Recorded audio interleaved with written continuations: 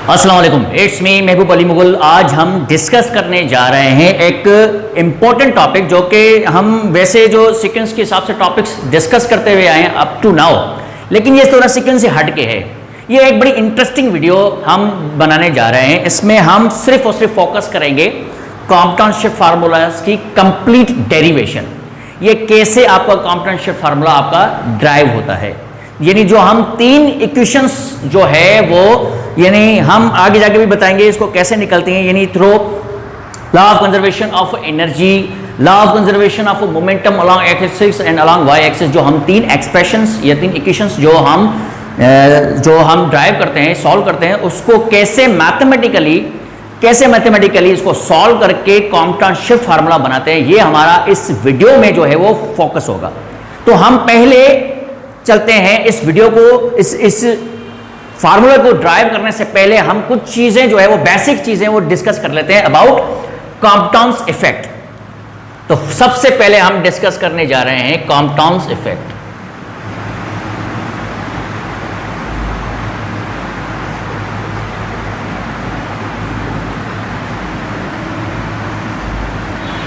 कॉम्पटाउन effect हम क्यों कहते हैं? Arthur Compton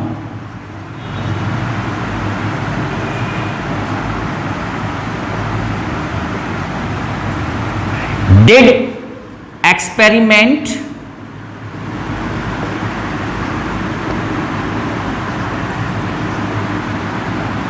in 1924 AD। अब वो एक्सपेरिमेंट क्या था? एक ग्रेफाइट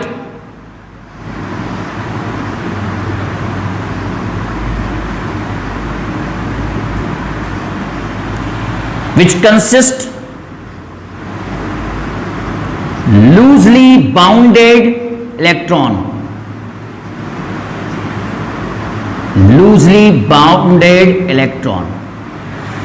तो एक्सपेरिमेंट क्या था? ग्रेफाइट यानी एक्सरे, फोटोन ऑफ एक्सरे, यानी एक्सरे जो है वो इंटरेक्ट करवाया है विथ ग्रेफाइट। फोटोन किसका फोटोन है? ये एक्सरे का फोटोन है, सही है, एक्सपेरिमेंट में। तो एक्सरे फोटोन हैविंग एनर्जी, उसकी एनर्जी थी h म्यू, और उसकी जो मोमेंटम है वो है h म्यू अपॉन c। अब ये photon, when photon of x ray interact with graphite which consist loosely bounded electron, यानी स्टेशनरी इलेक्ट्रॉन है, इसकी इनिशियल स्टेट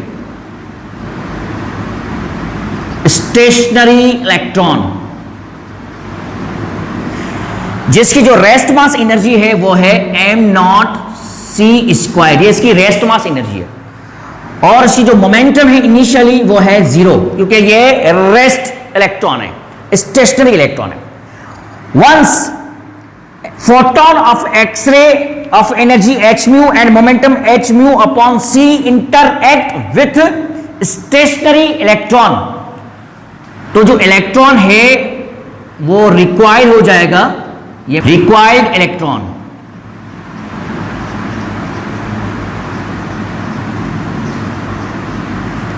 तो ये इलेक्ट्रॉन जो है वो रिक्वायर्ड हो जाएगा at certain degree,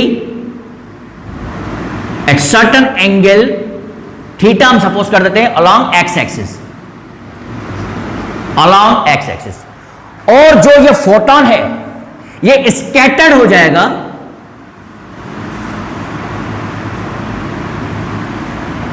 eight an angle phi along x axis. अब होगा क्या? इसकी जो एनर्जी थी, रेस्ट मास एनर्जी थी m0c², और इसकी जो एनर्जी थी h म्यू, किसकी? फोटोन ऑफ एक्सरे की। Once photon of X-ray is interact with graphite, it transfers its energy to stationary electron। अब इलेक्ट्रॉन की एनर्जी हो गई इंक्रीज। अब जो इसकी एनर्जी होकर जाएगी mc²। क्यों इसकी एनर्जी इंक्रीज हो गई? क्योंकि इसकी रेस्ट मास एनर्जी तो पहले से ही मौजूद थी m0c², लेकिन अब ये रिक्वायर्ड हुआ है with kinetic energy plus kinetic energy. ये रिलेशनशिप हमें पता चला आइंस्टाइन, अल्बर्ट आइंस्टाइन की EmC² से। अब इसने अपनी एनर्जी शिफ्ट की है स्टेशनरी इलेक्ट्रॉन में और उसकी एनर्जी हो गई mc²। तो फोटोन की अपनी एनर्जी हो गई लूज, कम हो गई, और इसकी एनर्जी को हम सपोज करते हैं h μ' और इसकी मोमेंटम ये भी हो गया पहले से कम।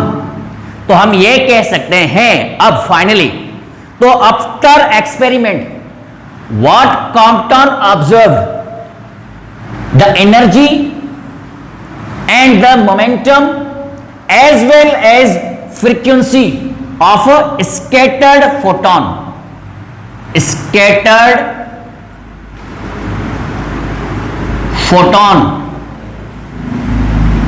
is less than incident photon। ये इफेक्ट ऑब्जर्व किया आफ्टर एक्सपेरिमेंट। इसकी एनर्जी, इसकी मोमेंटम, इसकी फ्रीक्वेंसी जो है वो पहले से हो गई कम after collision with stationary electron. और इस कोलिजन को हम कहते हैं इलास्टिक कोलिजन। क्यों उसको इलास्टिक कोलिजन कहते हैं? क्योंकि इसने अपनी मोमेंटम भी शिफ्ट की है as well as kinetic energy भी शिफ्ट की है। किसने शिफ्ट की है? फोटोन ने शिफ्ट की है इलेक्ट्रॉन में। तो total momentum as well as total kinetic energy of both photon and electron remain conserved after collision। तो इस कोलिजन को हम कहते हैं इलास्टिक कोलिजन। अब क्या है कि इसकी जो फ्रीक्वेंसी, इसकी जो एनर्जी और इसकी जो मोमेंटम है वो पहले से कम हो गई है। तो हम इस इफेक्ट को जो कॉम्पटन ने ऑब्जर्व किया आफ्टर एक्सपेरिमेंट, तो उस इफेक्ट को नाम दिया गया था कॉम्पटन्स इफेक्ट। ये मैं जल्दी जल्दी एक स्टेटमेंट लिख लेता हूं। The frequency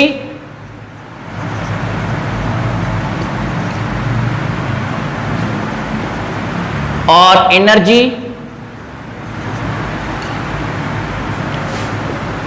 of scattered photon, momentum भी कह सकते हैं, of scattered photon is less than incident photon।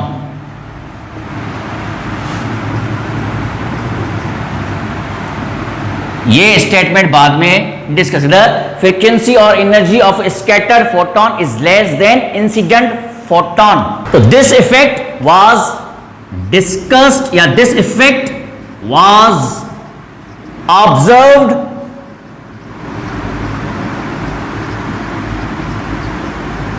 by Compton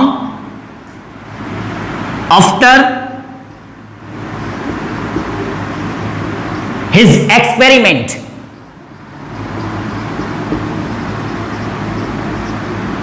when photon of X-ray interact with stationary electron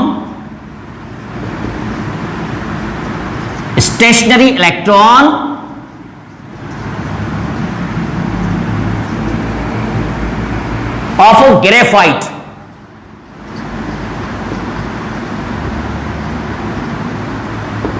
तो जैसे ही ये एक्सपेरिमेंट ऑब्जर्व, तो उस इफेक्ट को नाम दिया गया था कॉम्पटन्स इफेक्ट। तो आज हमारा जो बेसिक जो फोकस पॉइंट है वो है डेरिवेशन। तो हमने अभी थोड़ी देर पहले कहा है कि कोलिजन कौन सी है? इलास्टिक कोलिजन है। तो इसका मकसद है law of conservation of energy जो है वो एप्लीकेबल है। तो पहले हम पहली इक्वेशन डिस्कस करेंगे on the basis of law of conservation of energy. तो अब हम डिस्कस करने जा रहे हैं, हमने थोड़ी देर पहले कहा है कि कोलिजन कौन सी है इन दोनों पार्टिकल्स के दरमियान? Elastic collision.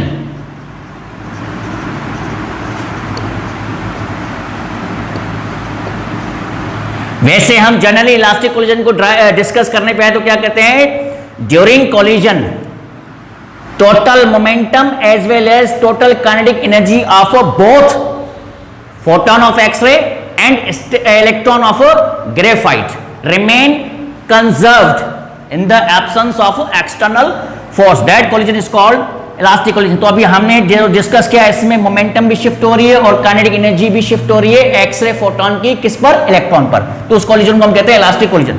तो इलास्टिक कोलिजन के पॉइंट ऑफ व्यू से पहले तो हम ये कहेंगे कि law of conservation of energy applicable है। Law of conservation of energy,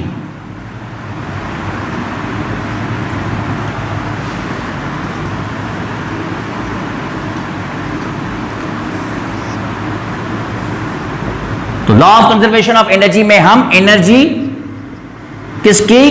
photon की, इंसिडेंट फोटोन, प्लस एनर्जी किसकी? स्टेशनरी इलेक्ट्रॉन बिफोर कोलिजन, जो कि इक्वल है energy of photon plus energy of required electron, energy of scattered photon plus energy of required electron after collision. तो यहां पर हम energy of photon पहले ही discuss कर चुके हैं। एनर्जी ऑफ फोटोन आपका है एच म्यू, और एनर्जी ऑफ स्टेशनरी इलेक्ट्रॉन जो है वो रेस्ट मास एनर्जी है, वो है m not C square, which is equals to energy of photon after collision, जो कि कम हो जाती है। तो h mu dash plus m c square, ये आपका मूविंग यानी रिक्वायर्ड इलेक्ट्रॉन की एनर्जी हो गई विथ काइनेटिक एनर्जी को ऐड हुई है रेस्ट मास एनर्जी से, और उसकी एनर्जी हो गई इंक्रीज। तो यहां पर हम कुछ स्टेप्स और आगे बढ़ते हैं। ये एच म्यू जो है वो आपका डैश जो है वो प्लस में, इधर शिफ्ट करेंगे तो माइनस का हो जाएगा। H mu minus h mu dash plus m not C square is equal to m c square. यहां पर एक और स्टेप हम करेंगे, स्क्वायर ऑन बोथ साइड्स। इस इक्वेशन को मैं करता हूं square on both sides.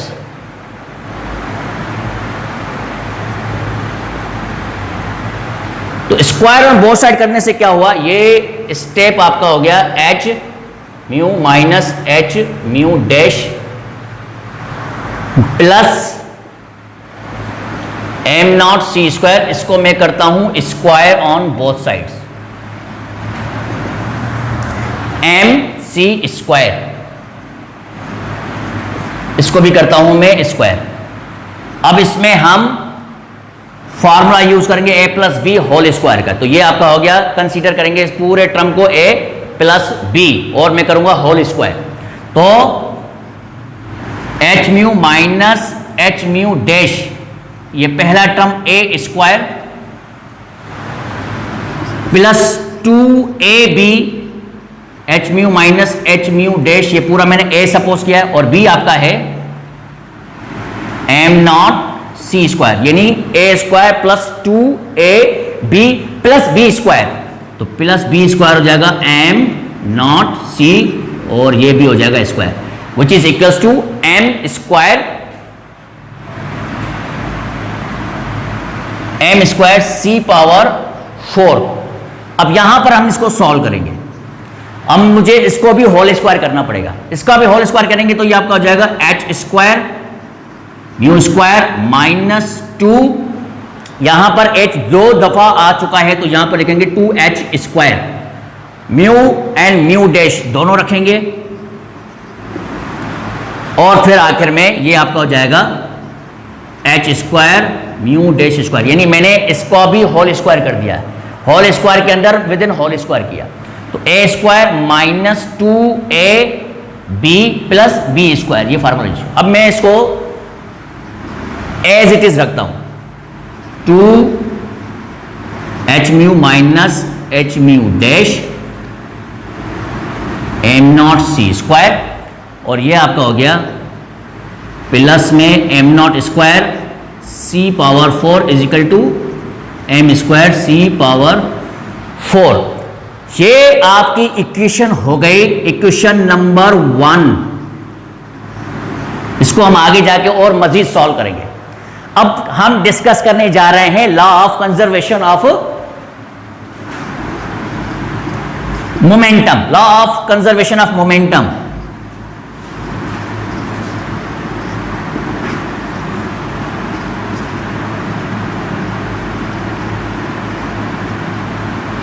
Law of conservation of momentum, तो इलास्टिक कोलिजन है, law of conservation of energy भी एप्लीकेबल है, law of conservation of momentum भी एप्लीकेबल है। दोबारा हम डिस्कस करने जा रहे हैं law of conservation of momentum, in momentum of incident photon, momentum of incident photon plus momentum of stationary electron,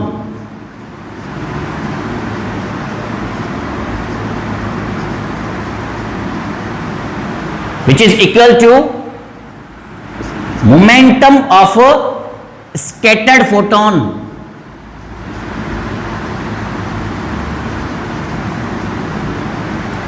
or momentum of plus momentum of a required electron।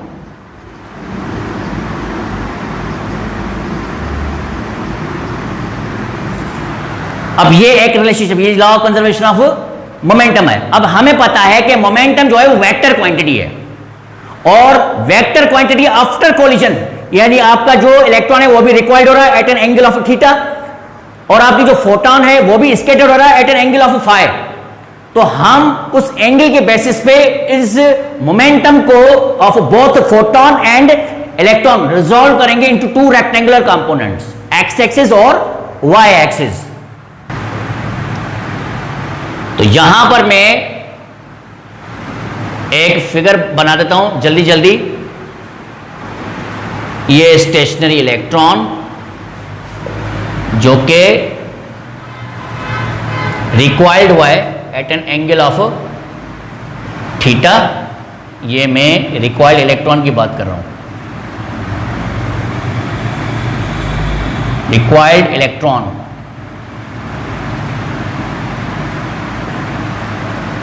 ये photon जो कि स्कैटर्ड हुआ है, ये भी किसी न किसी एंगल पे हुआ है, ये फाई एंगल है स्कैटर्ड इलेक्ट्रॉन की।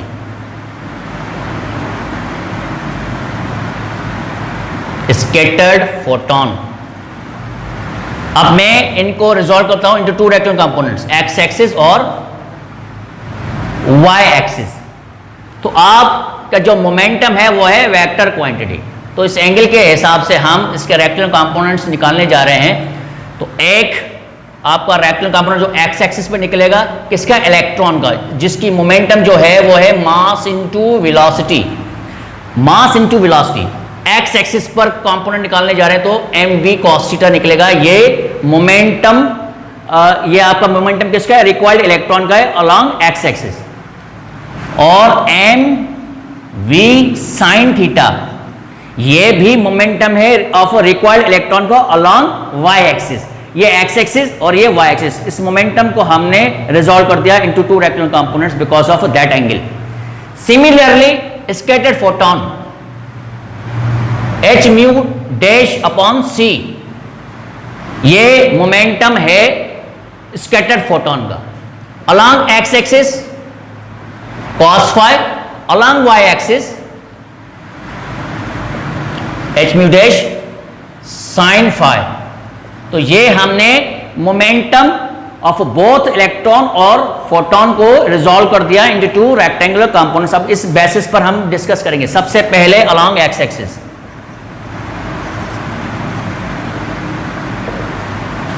अलोंग एक्स एक्सिस पर हम जाते हैं।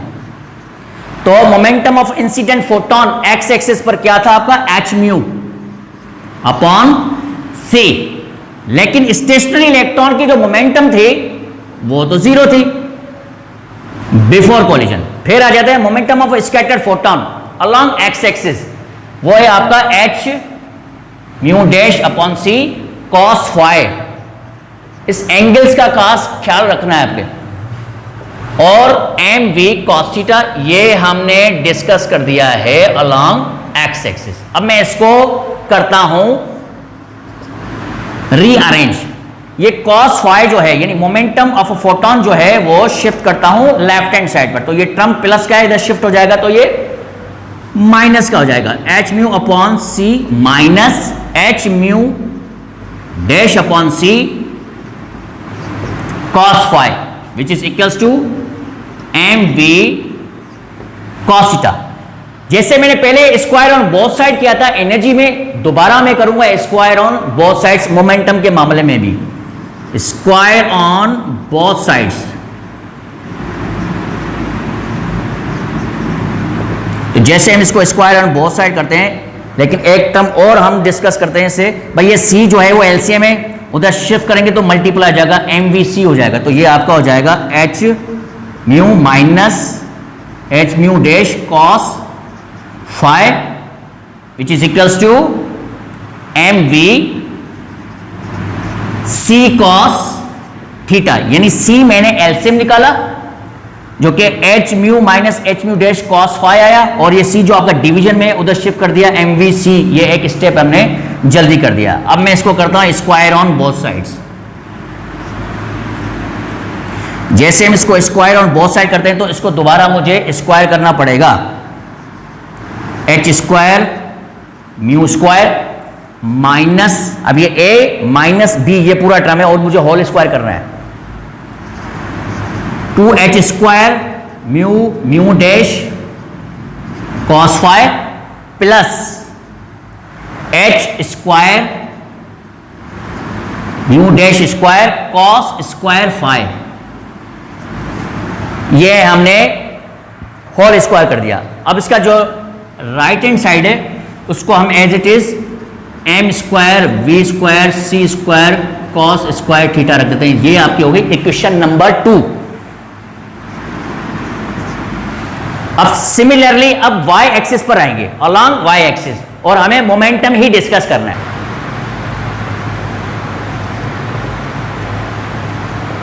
अलोंग y एक्सिस दोबारा momentum of incident photon along y axis, तो वो पहले से ही जीरो है, और मोमेंटम ऑफ स्टेशनरी इलेक्ट्रॉन वो भी जीरो है, y एक्सिस पर जीरो है। जो आपका बिफोर कोलिजन था वो x एक्सिस पर था। Momentum of scatter photon again h mu dash upon c sine alpha, sine phi रखेंगे, sine phi plus m v sine theta. इसको मैं रीअरेंज करता हूं तो ये आपका हो जाता है h mu dash sine theta upon में सी, ये हमने शिफ्ट कर दिया है लेफ्ट हैंड साइड पर, तो यहां हम यूज करेंगे साइन माइनस की। ये आपका हो जाएगा m v sine theta. Again मैं क्या करूंगा स्क्वायर ऑन बोथ साइड्स, जो कि हमने 3 इक्वेशंस में ही किया, ये स्टेप मैंने बार बार किया है, स्क्वायर ऑन बोथ साइड्स। तो स्क्वायर से ये माइनस हो जाती है, कैंसिल खत्म हो जाती है, तो ये आपका हो जाएगा h square mu dash square upon में सी स्क्वायर साइन, अब यहां पर थीटा हमने गलती से लगा दिए, साइन फाई आएगा, ये इस चीज का ख्याल रखना है। तो ये साइन स्क्वायर फाई, ये आपका हो गया m square v square sine square theta, ये भी हमने कर दिया स्क्वायर। अब यहां पर सी स्क्वायर डिवीजन में उधर शिफ्ट करेंगे तो ये मल्टीप्लाई हो जाएगा, h square mu not mu dash square sine square five is equal to m square v square c square sine square theta. ये आपकी हो गई इक्वेशन नंबर 3। अब स्टेप्स देखने हैं। मैंने क्या किया है, मैंने law of conservation of energy के बेसिस पर एक इक्वेशन हमने डिस्कस की, इसको मैंने स्क्वायर ऑन बोथ साइड्स किया, मैंने और कुछ भी नहीं किया। फिर मैंने according to law of conservation of momentum along x axis और वाई एक्सिस दोनों इक्वेशंस हमने डिस्कस की, और उसको भी हमने स्क्वायर ऑन बोथ साइड किया, कुछ भी नहीं किया।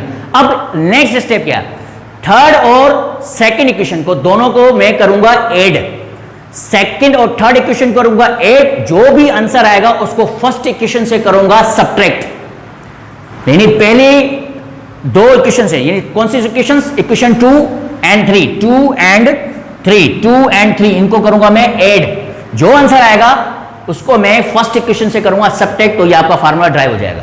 तो हम पहले ऐड करते हैं, ऐड इक्वेशन 2 and 3, दोनों इक्वेशंस को मैं करता हूं ऐड। तो जैसे ही हम दोनों इक्वेशंस को ऐड करते हैं तो ये आपका हो जाता है h square mu square minus 2h square v dash cos phi plus h square mu dash square cos square phi. अब इसको ऐड करूंगा, यानी ये लेफ्ट हैंड साइड ऐड करूंगा लेफ्ट हैंड साइड से, तो इसका लेफ्ट हैंड साइड है आपका plus h square mu dash square sine square phi. फिर इसका जो राइट हैंड साइड है, राइट हैंड साइड इसका है m square v square c square cos square theta plus इसका राइट हैंड साइड है m square v square c square sine square theta. अब इसमें कॉमन चेक करता हूं, यहां पर h square v dash square common निकल रहा है और यहां पर m square v square c square common निकल रहा है, तो ये आपका हो गया h square mu square minus 2h square v dash cos phi. अब यहां पर मैंने कॉमन निकाल दिया है h square mu dash square और आखिर में अंदर बचा आपका cos square phi plus sine square phi. और यहां पर मैंने जब कॉमन निकाला m square v square c, तो यहां पर मैं इक्वल की साइन लगा रहा हूं, तो यहां पर इक्वल की साइन में लगा रहा हूं remaining part m square v square c square, ये आपका हो जाएगा cos square theta plus sine square theta. अब हमें पता है cos square phi plus sine square phi 1 के बराबर होता है, cos square theta plus sine square theta ये भी 1 के बराबर होगा, तो हमारा तकरीबन इक्वेशन सॉल्व हो गई है। तो ये आपका बचा h square mu square minus 2h square v dash cos phi plus यहां पर h square mu dash square बचा, ये हो गया आपका 1 is equal to m square v square c square, ये भी आपका हो गया 1। तो ये आपकी हो गई इक्वेशन नंबर 4। अब जो आपकी इक्वेशन 1 थी उससे मैं इक्वेशन 4 को करूंगा subtract. Subtract equation 1 minus equation 4।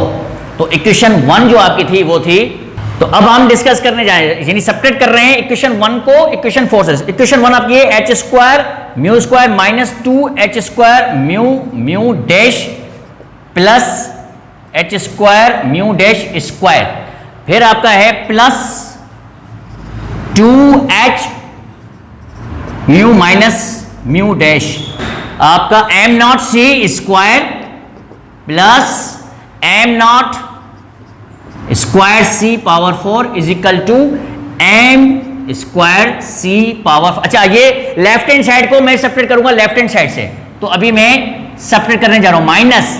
अब ये जो भी आपकी पॉजिटिव टर्म्स हैं इक्वेशन 4 के वो माइनस हो जाएंगे और जो माइनस टर्म है वो हो जाएगा प्लस, तो ये आपका हो जाएगा minus h square mu square, ये हो जाएगा plus 2h square mu dash cos phi, ये हो जाएगा minus h square mu dash square. अब जो लेफ्ट हैंड साइड है, अब इक्वेशन 1 का जो लेफ्ट हैंड साइड था वो था m c square c power 4, sorry m square c power 4, इसको मैं सेपरेट करूंगा इक्वेशन 4 के लेफ्ट हैंड साइड से। M square v square c square. अब हम इसको मजीद सॉल्व करते हैं, ये h square v square plus का है, ये इस माइनस टर्म के साथ हो जाएगा कैंसिल, ये भी प्लस का टर्म है, ये भी इस माइनस टर्म के साथ हो जाएगा कैंसिल। अब इसमें कॉमन क्या निकल रहा है, -2h² v डैश, इसमें कॉमन निकल रहा है तो ये आपका हो जाएगा माइनस। अब इस दोनों टर्म्स में एक ये टर्म और इन दोनों टर्म्स में ये आपका माइनस निकल रहा है, ठीक है। बाकी आपका प्लस का एक टर्म है, रह जाता है 2h mu minus h mu dash m0 c², और ये हमने कॉमन निकाल दिया है -2h² म्यू डैश, तो ये आपका बच जाता है 1 - cos phi, 1 - cos phi, ये आपका निकल गया कॉमन, यानी 2h² v डैश मैंने कर दिया है कॉमन, तो यहां पर आपका बचा 1 और यहां आपका बचा cos phi, 1 - cos phi। अब यहां पर आ जाते हैं, प्लस m0² c⁴ अभी भी रहता है लेफ्ट हैंड साइड पर। राइट हैंड साइड पर भी हम क्या करते हैं, m² c⁴ को करते हैं कॉमन, तो यहां पर बचेगा 1 और यहां पर हो जाएगा जैसे कि m² v² और c², यहां 4 होना चाहिए था लेकिन 4 नहीं है, तो यहां पर आपका जो कॉमन बचता है वो बचता है v² c², यानी मैं इसको अगर मल्टीप्लाई करूंगा इस टर्म के साथ तो दोबारा m² v² और c² मिल जाएगा। अब इसको मैं और मजीद इसको सॉल्व करता हूं, ये आपकी हो जाएगी इक्वेशन नंबर 5। अब आपने पढ़ा है रिलेटिविस्टिक मास। रिलेटिविस्टिक मास जो है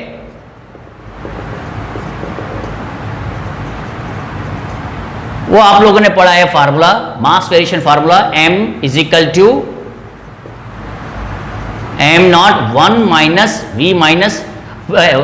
m = m0 upon radical 1 - v² c²। ये लॉरेंट्ज फैक्टर है 1 - v² c², जो कि आपका डिनोमिनेटर में है। लेफ्ट हैंड साइड पे शिफ्ट करेंगे तो ये हो जाएगा मल्टीप्लाई 1 - v² c², और ये आपका हो गया m0। Square on both side करते हैं तो ये आपका हो जाता है m², और ये रेडिकल स्क्वायर के साथ कैंसिल हो जाता है, तो ये आपका बचा 1 - v² c² = m0²। अब इक्वेशन 5 पर हम चेक करते हैं कुछ इस तरह। इक्वेशन 5 में m² 1 - v² c², आपको नजर आ रहा है, m² 1 - v² c², जो कि बराबर है किसके, m0 के। पुट कर देते हैं इक्वेशन नंबर 5 में, तो इस इक्वेशन को मैं दोबारा रिपीट करता हूं, 2h mu minus h mu dash m0 c² minus 2h²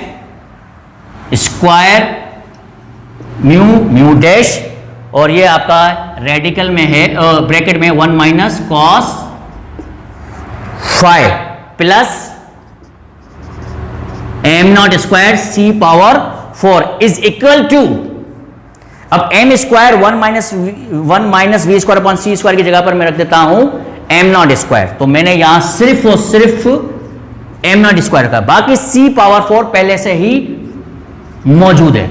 अब ये m0² c⁴ प्लस में इधर शिफ्ट करेंगे तो माइनस का हो जाएगा, तो ये टर्म हो जाएगा कैंसिल। अब जो माइनस का टर्म है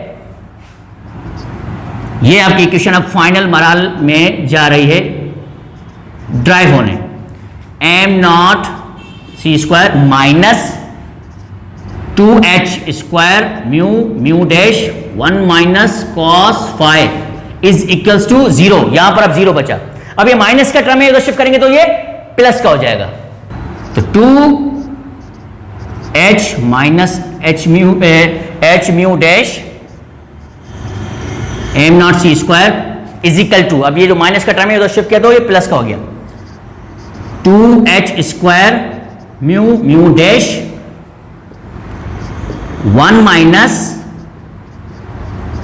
- cos phi। अब यहां पर जो टर्म आपका मल्टीप्लाई में टर्म है वो हम इधर शिफ्ट करने को ये डिवाइड हो जाएगा, और जो इधर मल्टीप्लाई में उधर शिफ्ट करेंगे तो ये भी डिवाइड हो जाएगा।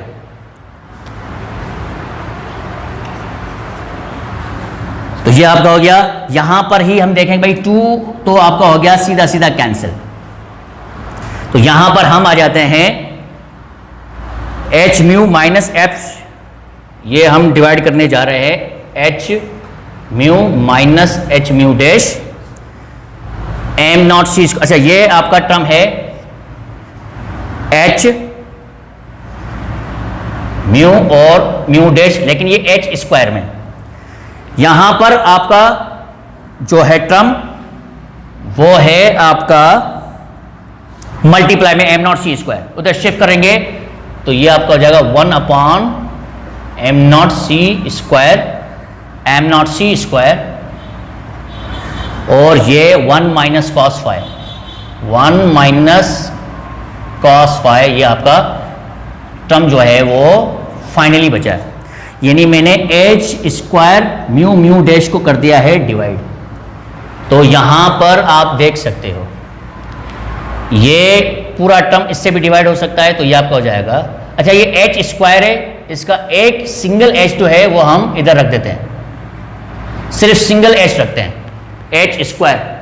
अब ये क्या है, ये टर्म पूरा मैंने इसके साथ डिवाइड किया तो ये आपका हो गया h mu dash minus 1 upon mu, यानी ये मैंने इससे भी डिवाइड कर दिया, फर्स्ट टर्म से भी और लास्ट टर्म से भी।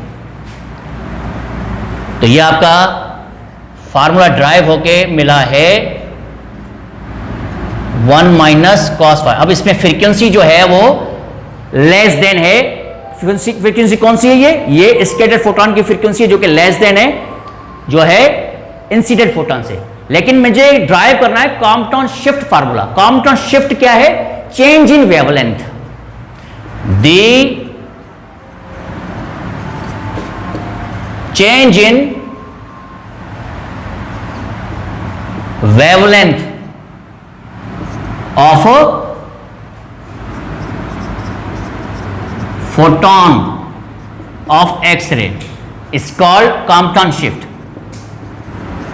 after interaction with graphite or stationary electron, called Compton shift.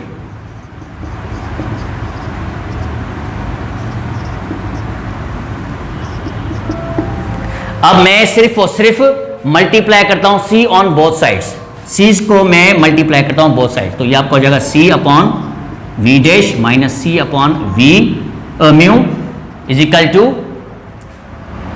H c upon am not C square 1 minus cos five. अब ये सी अपॉन म्यू डैश आपका बराबर है लैम्डा के, ये हमें पता है। C अपॉन म्यू जो है म्यू फ्रीक्वेंसी को कहते हैं, तो ये भी आपका लेम्डा हो गया। अब फाइनली जो आपको इक्वेशन जो है वो ड्राइव होकर मिली, C अपॉन म्यू डैश की जगह पर हम यूज करेंगे lambda dash minus lambda is equal to, यहां पर C स्क्वायर से डिवाइड हुआ है और एक C बचा आपका H upon am not C 1 minus cos phi, ये आपका हो गया कॉम्पटाउन शिफ्ट का फार्मूला।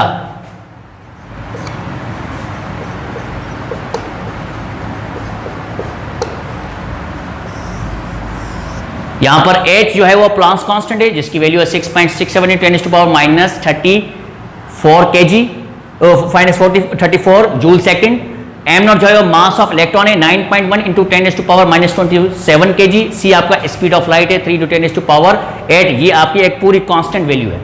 तो हम इसको फार्मूले को ऐसे भी लिख सकते हैं,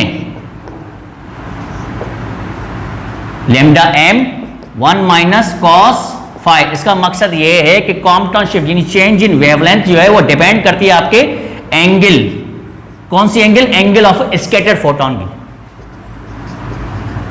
एंगल ऑफ स्कैटर्ड फोटोन की। तो change in wavelength depends upon angle of scattered photon की, और ये आपकी कांस्टेंट वैल्यू है जो कि हम सॉल्व भी कर सकते हैं इनकी वैल्यूज रखकर भी। तो आई होप आप लोगों को ये डेरिवेशन जो है जो हमने स्पेशल टॉपिक डिजाइन किया है इस वीडियो के लिए, ये कोई सीरीज वाला टॉपिक नहीं है। इंशाल्लाह हम सीरीज में भी चैप्टर 17 यानी एडवेंट ऑफ मॉडर्न फिजिक्स को भी डिस्कस करेंगे अपने लेक्चर्स में। Thank you very much.